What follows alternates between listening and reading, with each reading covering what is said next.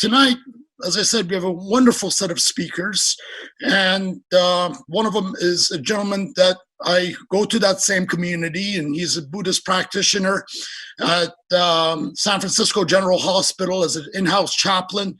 He has written a book as well around meditation and mindfulness, Mr. Rik Center. So I'm going to pass it over to Rik, and kindly, Rik, if you could share your wisdom with the audience, it would be greatly appreciated.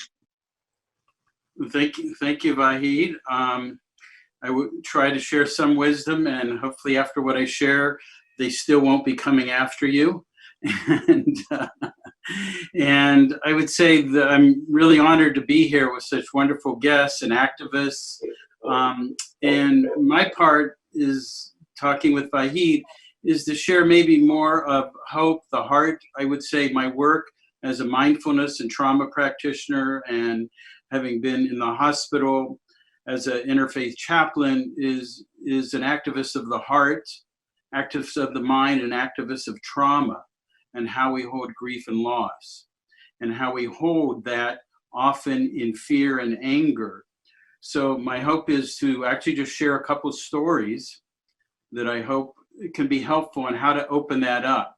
Because when I look at when we go to the Middle East and even the whole country, how do we look at things? And part of that is actually recognizing our own mind, where we've been hurt, where our traumas are, and where we get blinded, and be able to how to open up the mind to not be caught in between the black and the white, and to find more. So I hope to share a couple of stories that I have found very helpful for me.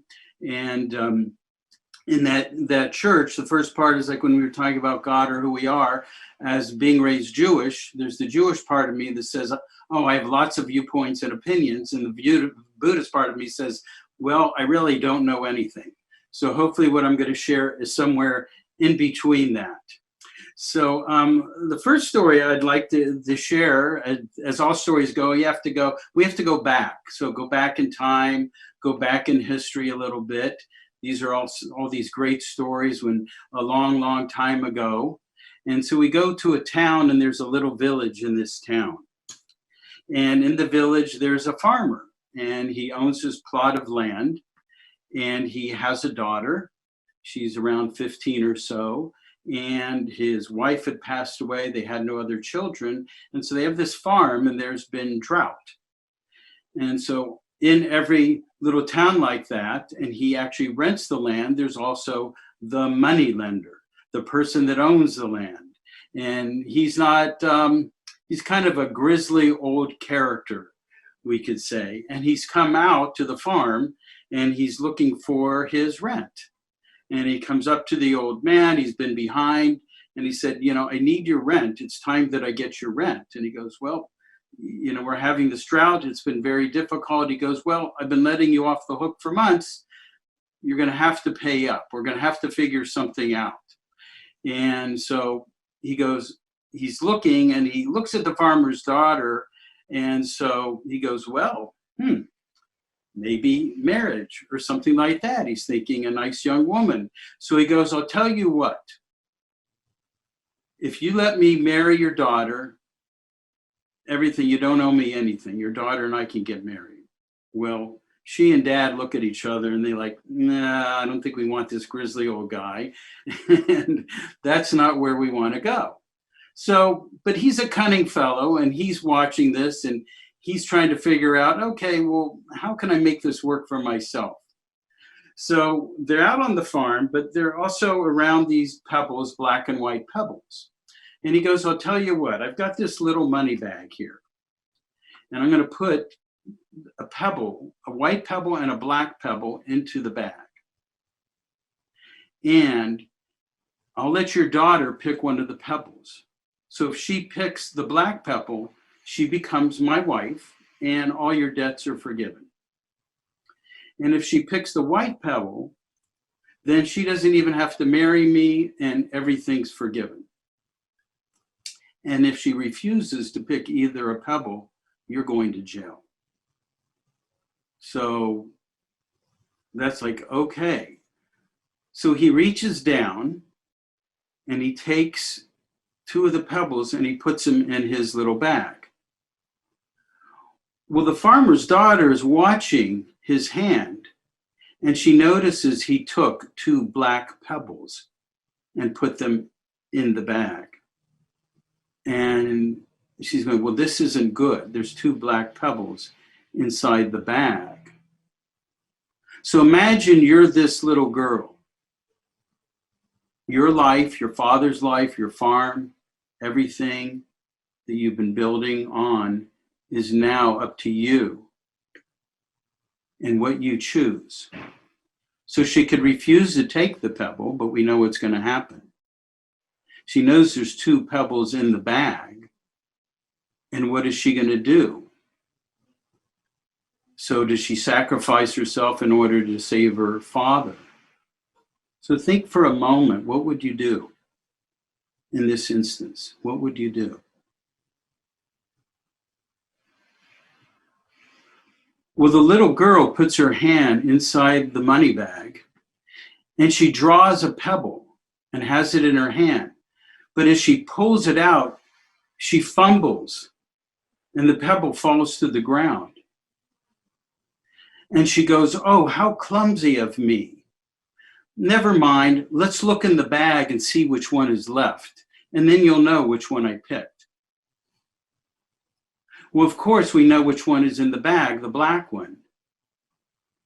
So everything is fine. She doesn't have to marry him, and all the debt is gone. And what the story represents is pebbles are black and white. And what I'm trying to share, most time in life, we're living in the black and white. If we go to the Mideast, from my perspective, we're living in fear and anger. And when we get in the fear and anger, we want revenge and we want hurt. And when we live in the black and the white, we don't see all the creative imagination that's happening between the black and white. So it's lateral thinking versus constrictive thinking. And that means I have to know where I get caught. Where do I get caught up? And so part of what I want to offer in this, the people that are diplomats, the people that are talking to one another, I believe they have to find that place that's not caught up on the either side of the wrong, the right, the good and bad. How do we find out today where we want to begin, and can we break open our imagination to see beyond what we think it's supposed to be? Because that's also everything that we're dealing with in our daily life. And it's actually what's happening in our own country. We're getting caught in black and white, and somehow we need to find a way to bring ourselves all together. And it's not an easy thing to do. So part of what my offering was when I talked about Vahid is possibilities. To me, we have to look at possibilities. We have to create, we have to come open in something, because if she stayed in her fear, the little girl, and anger at this man wanting to take their farm, she never would have recognized, I can take a pebble and I can let go. And part of it is, what in this world do we need to let go of that keeps us from having peace? What is it that myself and the other that maybe we could find that both of us need to let go of in order to find peace? So I offer that story as one way to look at the mind and how trauma can actually keep us from being able to have creative imagination. So the other one goes to Vahid. You were talking about religion. Well, boy, do we all have different ways we look at religion, and when we have the same religion, we can look at it in all sorts of different ways. So there's actually, I think, a humorous story. I hope it's humorous, and it goes to religion. And this one, again, we have to go way, way back into history. So imagine we're going to go way back, even maybe the Dark Ages, and we're in Rome in the Dark Ages of history. And in the dark of history, in that day, one day in Rome, the Pope decides, you know, I think it's time for the Jews. I'm going to make a decree that all the Jews have to leave Rome. Well, they weren't too happy about that. This is where we live. We want to stay in our home. They may not have had a choice, but they were saying, we don't want to leave. So the Pope says, all right, how about if we have a disputation? So we'll have a disputation and see who can remain. Well, everyone is like, I don't want to go against the Pope. And if I goof it up, all my people are going to be mad at me. And so no one wanted to do it, except there was one person, and that was Moshe, the janitor at the synagogue. And he said, I'll do it. And the thing was, though, he only spoke Hebrew and the Pope didn't speak Hebrew. So they're going to have this silent disputation to figure out whether the Jews were going to have to leave Rome or not. So anyway, the crowd gathered around. They're all looking and they're trying to figure out, well, what's going to go on? So the first thing the Pope does, he waves his hand like that in a circle. Well, Moshe, he points to the ground. And the Pope's a little surprised. So he takes 3 fingers and he takes 3 fingers like that. Well, Moshe takes 1 finger and he goes like that. Well, the crowd, they start complaining. The Pope says, hold on. And he gets out a bottle of wine and a wafer and he holds them up. What's Moshe do? He takes out an apple and he holds the apple up. The Pope, so surprised, he goes, I concede. This man is too good. The Jews get to stay. So the Pope goes over and all his people are saying, well, what was that about? What the heck just happened? He goes, well, first, I'm showing him the heavens. And he shows me that God is right here. And he points to the ground. So he goes, then I show him the Trinity. I show him 3 fingers. And he shows me there's only one God. And then I figure it's like, well, I'm going to show him. And I take out my wine and my wafer to represent God's forgiveness of man. And what does he do? He pulls out an apple and he shows me original sin. The man is a master at the debate. So meanwhile, we go over to the other side and there's Moshe in his corner and his people are asking him the same question. And they go, what was that? And Moshe goes, it was all nonsense. First, he told me this whole town will be free of Jews.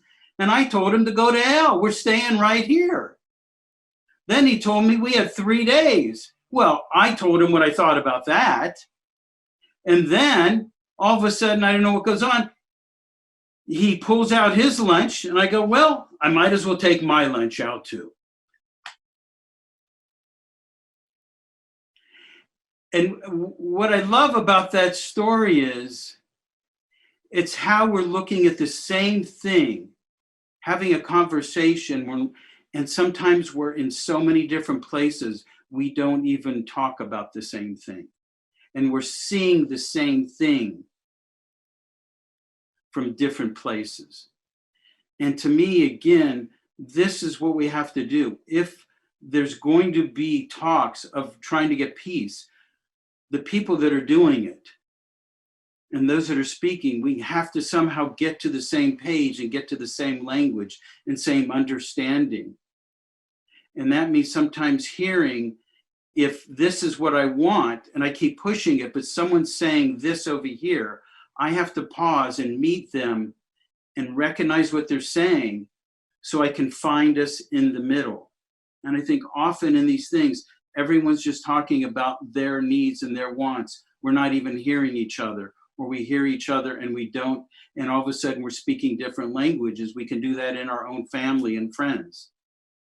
And I love this story because it makes us look at how language can actually sometimes be difficult when we don't understand and we don't slow down to make sure. So these 2 stories for me are looking at how to open the mind, how to create possibilities, and look beyond what we think we know and bring it to the present moment and say, what do we want now? We all have a past. We don't know what the future is, but if we're going to have peace, we're going to have to find out how to do it from now. Because we all have our history, we all have our hurts, and we all have our pains. And so we have to do it from now. And so on that, what I would like to do is just end with a little blessing poem for hope and for faith of the heart. And this was a poem that I wrote this at the inauguration. I was so impressed by the young woman and Biden and that day. It's called Hope of the Heart, and I'll end there as a little blessing poem. Today I cried, not for loss, though for hope. Not for perfection, though the richness of possibility. Not to cling to differences, though to see our commonality. To see the game that only love can bring, as we find that anger and hate offer an unbridled fear that will only foster inner coldness and outer pain. May tears of joy wash open the heart of compassion, not to run from, yet to turn towards all that is and will be. Water from the eyes meet the sorrow of what was, moving onward to hold the hand of presence. It is in the present where we stand toe to toe with the unquivering knowledge that perfection is the moment of vulnerable impermanence. That change is what follows change from one moment to the next. Imagination is an openness that enters into the body of human flesh, into the unknown, without fear, though with faith. As Martin Luther King expressed, take the first step in faith. You don't have to see the whole staircase. Just take the first step. May people stand together on these steps, which rise into the heavens of a future we cannot see, one in which we are incapable of understanding the totality of what this moment will bring. May love, kindness, and compassion be the blanket that keeps us warm and safe, connected to our humanity.